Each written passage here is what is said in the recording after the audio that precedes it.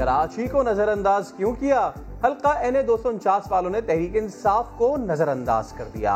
59 polling stations के सरकारी नताइज आ गए। मिफ्ताह इस्माइल पहले नंबर पर, नून लीग ने 3238 वोट हासिल कर लिए। पीपल्स पार्टी के उम्मीदवार 2500 वोट लेकर दूसरी पोजीशन पर, करादम TLP तीसरे नंबर पर है।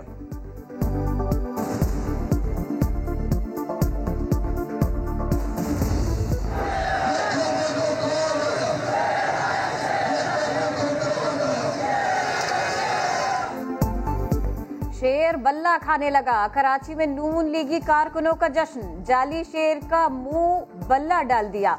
NA 249 के नताइज में बरतरी पर भंगड़े। मरियम नवाज का ट्विटर अकाउंट भी खासा एक्टिव, कभी वीडियो जश्न पोस्ट की, कभी शेर की जिफ पोस्ट की। रहनुमा नून लीग मोहम्मद जुबैर कहते हैं PDM की हवा नहीं निकली, मरियम नवाज ने जो मुहिम चलाई थी उसके समरात मिल रहे हैं। 6 माह में आम इंतखाबात का दावा भी किया। इतनी ज्यादा शिकस्त बार बार होना रूलिंग पार्टी के लिए एतमाद खो देना है। 2.5 साल के बाद अगर दोबारा इलेक्शन होते हैं तो क्या देखने, तब्दीली क्या कहेंगे? भाई 2.5 साल के बाद नहीं होंगे, इंशाल्लाह ताला 6 महीने के बाद होंगे।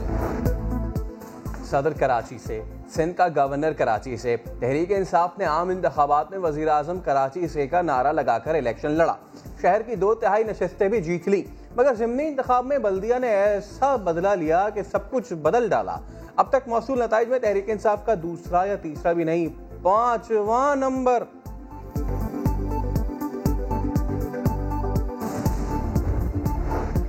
कराची वाले सारी जमातों से ही मायूस। ज़िमनी इलेक्शन में सदी का कम तरीन टर्नआउट। जहां कई शहरों से ज्यादा आबादी वाली कॉलोनियां, वहां 59 पोलिंग स्टेशंस पर 13,000 वोट भी न डाले गए। जिस उम्मीदवार को बरतरी है उसे सिर्फ 3200 वोट ही पड़ सके।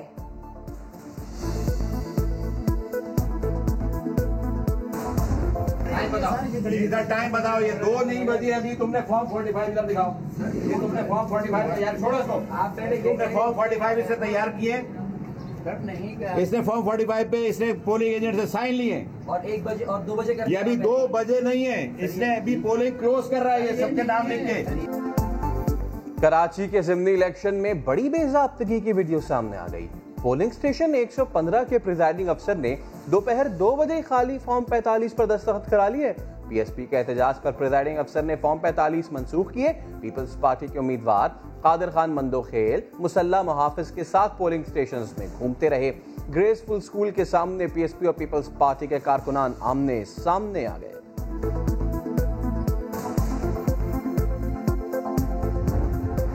तरह हमारी बहनें, हमारी बेटियां, हमारी माएँ विंडो शॉपिंग के लिए रोज़ा गुजारने इन बाज़ारों का रुख करती हैं। ये गैर जिम्मेदाराना जो रवैये हैं, उनसे निपटना किसी हुकूमत के बस का रोग नहीं होता। चूड़ियां पहननी है, मेहंदी लगवानी है, लेकिन सब घर पर करना होगा। नौजवान चप्पल और कुर्ते भी अभी खरीद लें। चांद रात पर मीना बाजार नहीं लगेंगे, आम मार्केट्स भी बंद होंगी। NCOC ने ऐलान कर दिया 8 से 16 मई तक इंटरसिटी ट्रांसपोर्ट मुल्क भर में बंद रहेगी। पाकिस्तान आने वाली मुसाफिर परवाजें 5 से 20 मई तक कम करने का फैसला। वजीर इत्तलात फवाद चौधरी कहते हैं कोरोना ज्यादा बेकाबू हुआ तो सख्त फैसले करने पड़ेंगे। इस वक्त लाहौर में तकरीबन जो शरह है आज वो 22.3% पर पहुंच गई। अगर हमने ये इस वक्त जो ओवरऑल शरह है वो तकरीबन 11.5% के ऊपर है। अगर ये शरह बढ़कर 14% या 15% पे चली गई तो हमारे पास कोई रास्ता ही नहीं बचेगा इसके अलावा कि हम लॉकडाउन की तरफ जाएं। पाकिस्तानियों एहतियात करो, कोरोना दंदनाता फिरता है। एक दिन में 151 अफराद जान से गए, 5480 नए केसेस रिपोर्ट। कोरोना का साउथ अफ्रीकी वायरस भी पाकिस्तान पहुंच गया। सिंध में 18 केसेस रिपोर्ट। कंट्रोल की कोशिशें भी जारी। 40 से 49 साल के शहरियों की वैक्सीनेशन 3 मई से शुरू होगी। चीन से मजीद 10 लाख कोरोना वैक्सीन पहुंच गई।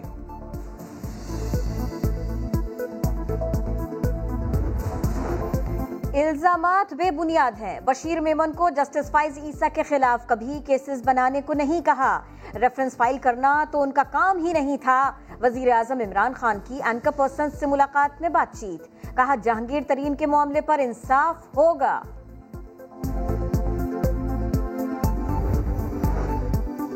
गवर्नर बलूचिस्तान अमानुल्लाह यासीन जई को तब्दील करने का फैसला। वजीर आजम इमरान खान ने इस्तीफा देने की हिदायत कर दी। दौरा क्वेटा से वापसी पर पर्ची थमा दी गई। कौन होगा नया गवर्नर, कई नामों पर गौर जारी। जहांगीर तरीन साहब उस इंक्वायरी का इल्ज़ामात का उसी तरह सामना करेंगे जैसे कि अपोजिशन का कोई शख्स सामना करता है। अली ज़फ़र साहब को लगाया गया है जहांगीर तरीन साहब के जो शिकायत हैं, मामलात हैं, उन्हें देखने के लिए। दुआ है जहांगीर तरीन तमाम इल्जामात से बरी हों। यकीन है कि उनके हामी अरकान पार्टी का बुरा नहीं चाहते। गवर्नर सिंध इमरान इस्माइल की बातचीत, कहा चीनी स्कैंडल केस में जहांगीर तरीन पर भी इल्जाम लगा। वजीर आजम को इस बात का दुख है, लेकिन वो एहतिसाब की पॉलिसी किसी के लिए तब्दील नहीं कर सकते। पाबंदी खत्म की जाए, कालादन तहरीक लब्बैक ने वजारत दाखिला से रुजू कर लिया। वजीर दाखिला ने मामले पर आज आला सतह इजलास बुला लिया। TLP की दरखास्त का जायजा लिया जाएगा। उगाए कोई कमाए कोई, ये है गंदुम की कहानी। 6 माह फसल की देखभाल और सख्त गर्मी में कटाई करने वाले किसान को 100 मन पर सिर्फ 30,000 रुपए मिलते हैं। आड़ती जमीन से उठाकर मार्केट ले जाता है, एक बोरी पर 400 रुपए कमाता है। मिडलमैन कैसे करता है वार, समा बताएगा हर बार। भारी भरकम बॉडी बिल्डर्स सिंगल पसली डाकुओं के सामने ढेर। कराची बल्दिया में डाकुओं का फिटनेस क्लब पर धावा, मोबाइल फोन्स, नकदी और कीमती सामान छीनकर फरार हो गए। भारी डंबल उठाने वाले कुछ ना कर सके। कराची की मकामी अदालत में टिकटॉकर मुस्कान शेख समेत 4 अफराद के कत्ल का केस। मरकजी मुल्जिम रहमान की जमानत कबल गिरफ्तारी की दरखास्त मुस्तरद। मुल्जिम को अहाता अदालत से गिरफ्तार करके जेल भेज दिया गया। और उन 313 को याद करने का दिन जो अगर खड़े ना होते तो आज इस्लाम ना होता। 17 रमज़ान मुबारक को ग़ज़वा बदर में मुसलमानों को पहली तारीखी फतह मिली थी। तारीख के सबसे बड़े लीडर मोहम्मद मुस्तफ़ा सल्लल्लाहु अलैहि वसल्लम की क़यादत में कई गुना बड़े लश्कर को शिकस्त दी गई।